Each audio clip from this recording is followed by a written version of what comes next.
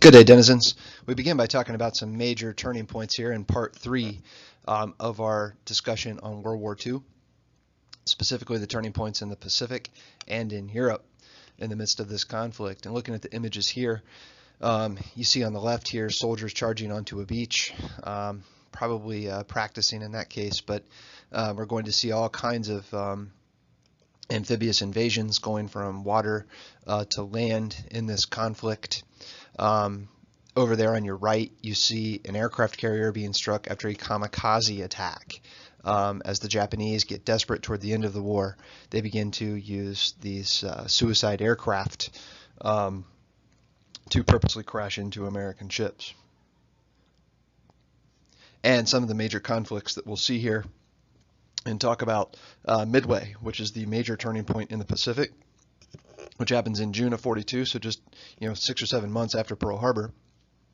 Guadalcanal, way down in the South Pacific, which would be the first U.S. offensive in the Pacific. And then later on, actually not even in this PowerPoint, but I think in part 4 we'll talk Iwo Jima and Okinawa.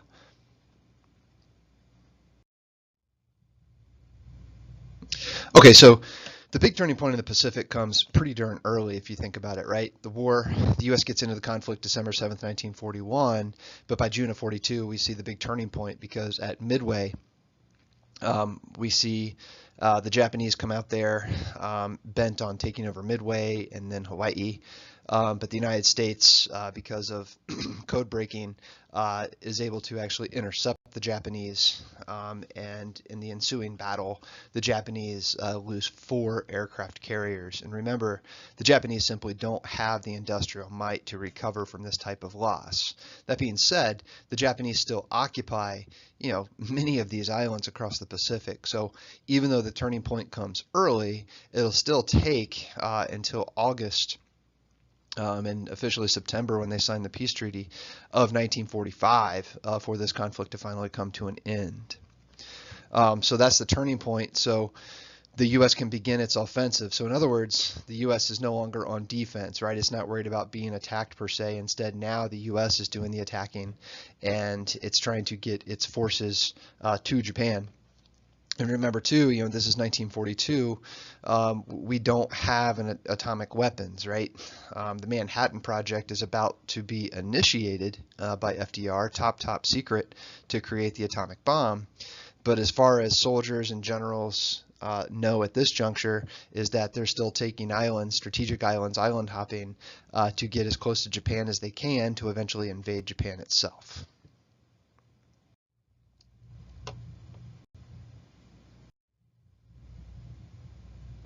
And as we pointed out, the aircraft carrier is central to this conflict. You had to have carriers in order to move aircraft because aircraft could fly longer distances increasingly as time went on and technology increased, but still there were no flights all the way across the Pacific. It's a big ocean to fly across, so the aircraft carrier was critical as this kind of staging base for not only aircraft but troops as well. And essentially, like it says down here, it's even though the turning point is in '42 at Midway, it's still going to take 3 more years for the U.S. to finish off Japan. And there down on the right, you see the prima donna, Douglas MacArthur. MacArthur was in charge of all the Allied forces fighting in the Pacific because it's not just the United States. The U.S. is receiving help from the British in the Pacific, from the Australians in the Pacific, mate, and so on. And this map just kind of lays out some of the major conflicts that we'll see across the Pacific, starting over there on the right with Pearl Harbor, and then increasingly the U.S. moving to the west to try to take Japan. And these battles are very, very brutal. Both of these sides just have a pure disdain and hatred for each other. The Pacific War is very much a racially driven war, unfortunately, where both sides consider the other side to be bestial or beast-like, perhaps even subhuman. So this makes the death rates very high in the Pacific, in conjunction with the Japanese just not willing to surrender. The Japanese simply just keep fighting to the bitter end in conflict after conflict across the Pacific. And here we see some interesting propaganda from Collier's magazine, a popular magazine at the time. This magazine was discussing the one-year anniversary of the Pearl Harbor attack. And what you see here is Hideki Tojo. Tojo, recall, was the basically the war minister slash fascist dictator of Japan during the war. Even though Emperor Hirohito, was the emperor and leader of Japan, the fact of the matter is, de facto leader was this guy Tojo, who was basically running the fascist government, this military government. And this magazine is a great example of some of the propaganda that we see where, the U.S. is trying to dehumanize the Japanese, looking at them as if they are animals instead of humans. So looking at them as if they are beast-like, in this case, a bat. And it's kind of ironic, or maybe not ironic, but silly. Americans were convinced that the Japanese had this irrational fear of bats. So the United States actually had a top secret project to drop a bunch of bats on Japan. But it didn't work out. Turns out bats tend to freeze at high altitudes.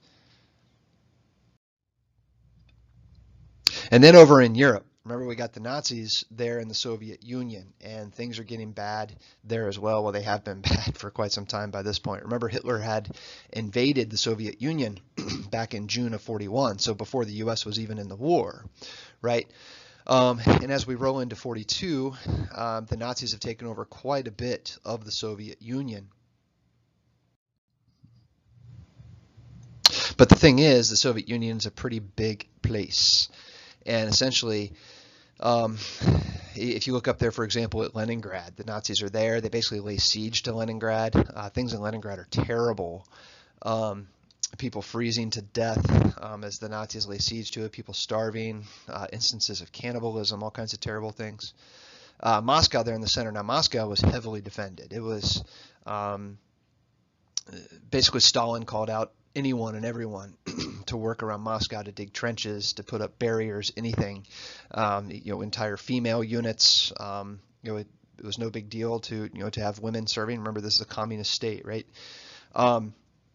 But moving all the way to the south, you see this place called Stalingrad. And Stalingrad will be the biggest turning point, certainly of the war, perhaps of the 20th century, because it's at Stalingrad in the winter of 42 into 43 where the Soviets will finally defeat the Nazis. And when the Nazis are defeated at Stalingrad, they lose their top army under General Paulus, the 6th Army. And once this occurs, now it'll be the Russians who are on the offensive. So now the Red Army, the Soviets, they're the ones who are pressing to the west, right? So Germany now is on basically the retreat. There'll be some major skirmishes. The summer of 43, you see the Battle of Kursk, which remains the biggest tank battle in world history to this day. And basically, the goal here is to get to Berlin. Hitler is still back in Berlin. Well, he's in various places around Germany.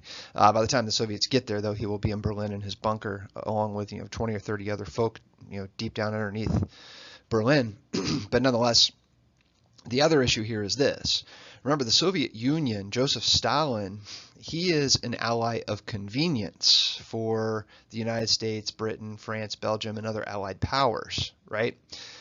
Both sides don't trust each other, okay? So the West has never trusted the Soviet Union and vice versa. And remember, the West didn't even want the Soviet Union to exist, okay? So basically, one of the fears amongst people like Churchill and FDR, but especially Churchill, is that the Red Army, as it keeps going west, it may not stop. Who's to say that the Red Army is going to stop at Berlin? They might just sweep all the way across Europe. So, recall that for the communist state to work, right, you have to have this, global proletariat, basically, revolution. So, this really raises the concern of the other allied powers and really pushes the U.S. and Britain to call for the invasion of northern France. And at the same time, what Churchill also says, the actual first place where there was fighting by the United States in the European theater was actually northern Africa. The U.S. came in there and, along with the British, eventually take out the Germans and knock them out. Major turning point down at El Alamein in Egypt. And then Churchill calls for basically the invasion of Italy after that, the soft underbelly, as he called it. But in the midst of, invading Italy, we also have, the Soviets gaining more traction. So in Italy is no easy place to conquer. What ends up happening is tens of thousands, hundreds of thousands of Nazi troops pour into Italy to defend that area. So Italy is going to be a long, hard fight for the Allies and very difficult terrain. But on top of that, there's this push now for the Allies to get into Western Europe. And the guy who by this point is in charge of all European forces, or I'm sorry, all Allied forces in Europe, is Dwight David Eisenhower. And Eisenhower is devising a plan for the invasion of northern France. And even though the Germans are convinced the invasion is going to come further north up the beach, the invasion will happen on 6 June 1944, actually at Normandy. And we'll talk more about this when we get to D-Day and everything that goes down there. But nonetheless, Stalingrad is just that huge turning point, right? Because it changes war strategy.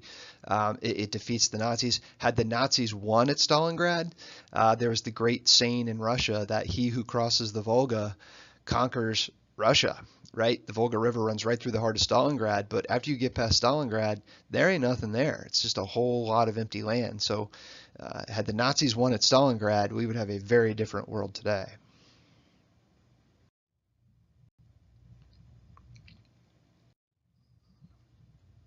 And just some of the numbers from Stalingrad. Stalingrad was just terrible conditions, temperatures, dropping 20, 30 below zero. The German supply lines were extremely long. Guys were out of coats, out of gloves, shoes, ammunition, everything else, just getting lower and lower for the Nazis because of the long supply line. And like I said earlier, there was the campaign in Northern Africa. We don't need to know this for our purposes, but this is where the U.S. first gets involved. Some of the major generals, Bernard Law Montgomery, Monty as he was called, he was a British general, probably the most significant one. And he had been fighting against Erwin Rommel, the Desert Fox, who was the great Panzer tank general for Germany. And, Bernard Law Montgomery was a prima donna. All these generals are prima donnas, right? They all think that they're the greatest thing ever, and they all want glory and everything else. But when the U.S. gets into Africa, General George Patton is going to come in. And basically, he will be in a competition with Montgomery to try to take over more territory, to try to defeat the Germans. And then even more so, once Africa is finished off and they go north into Sicily and Italy, there's actually a lot of competition between the Americans and the British to see who can take over the most territory. Ernst Rommel, nicknamed the Desert Fox, what's going to happen with him is once he's defeated down in northern Africa, the Nazi regime pulls him out of there and they send him to northern France. And he'll be responsible for building up the Atlantic Wall, basically this huge line of defenses along northern France, built up to hold off an Allied invasion. Because the Nazis know that an invasion of northern France or even southern France, they know that it's coming, right? It's just a matter of when. So Rommel's put in charge of building up the defenses there. And the Italian campaign is a very brutal campaign. It's going to take just as long to get through Italy, longer, even well past D-Day. You can see here, as troops moved into northern Italy by April of 45, right? I mean, D-Day, it happened, almost a year before, right? So it takes a long time. As a matter of fact, 2 days before D-Day, Rome is liberated. That's only halfway up the boot there. So Italy is a very tough fight. As a matter of fact, it's in Italy that a Japanese-American unit actually becomes the most highly decorated unit in American history for valor, for bravery. Which is ironic because Japanese Americans back in the United States, many of them are in internment camps. Regardless, eventually Mussolini is actually going to be captured and executed by his own people by late 1944 or 45, and Italy will eventually fall.